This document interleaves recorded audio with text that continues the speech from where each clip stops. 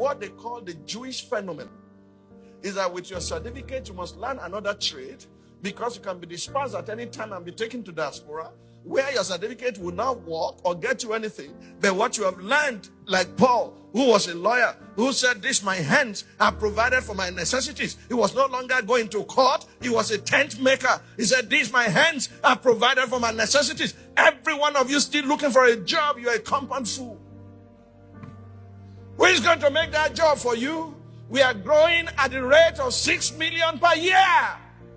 Where are you going to get 6 million jobs? The future does not belong to job seekers. It belongs to job creators. It belongs to entrepreneurs. It belongs to the like of my mother, who did not go to school but made her direct clothes in such a way that he catapulted her into America to go teach in Bloomington, Indiana University, how Africans made their clothes before the Europeans came. Do you know Biola Segwe went to university? Now my daughters, my wife, they patronize her. Another are patronizing them. Do you know Sophistica? They went to school. Some of the outreach at one is by Sophistica. Do you know the man called Master Dollar? He's the one sewing for all those in the House of Assembly, so for the governor, and he's sewing for me too. His factory is at Idiaraba. All he does there is to sew agbada. If you go to him today and say, "I need this agbada in 2 days," he will get it ready for you without fail. And they are patronizing him home and abroad. He's shipping them abroad. What do you know how to do, rebel? Who bury your talent and carry your certificate with the nickname of applicant. Applicant, my food. The problem is created by you because you are depriving others of the talent you carry that could create jobs for more people. Government cannot keep on employing people. That's not their job. In fact, the civil service should be slashed. We have an over-bloated government. Should be slashed, and let us empower our citizens, introduce them to what they call Jewish phenomenon, so that everyone has a trade. Do you know everyone called by Jesus was either a fisherman or a task? They had something to do.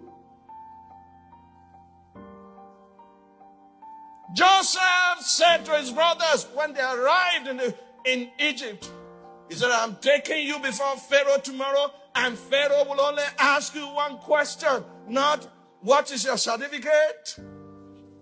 What diploma did you receive? He will ask you, what is your occupation?"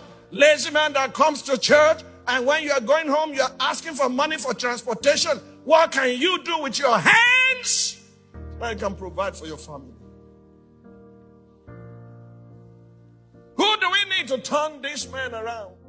We need Bezaliels and Aholiabs, multi-talented people who are gifted by God, who are creative geniuses, who can then teach others. Do you know how many people employed by Master Dollar? Employed by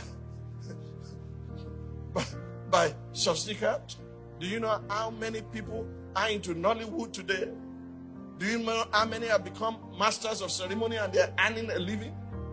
And you consider those jobs beneath you, but you're still an applicant. You can't feed your family. You have lost the faith. You are worse than an infidel.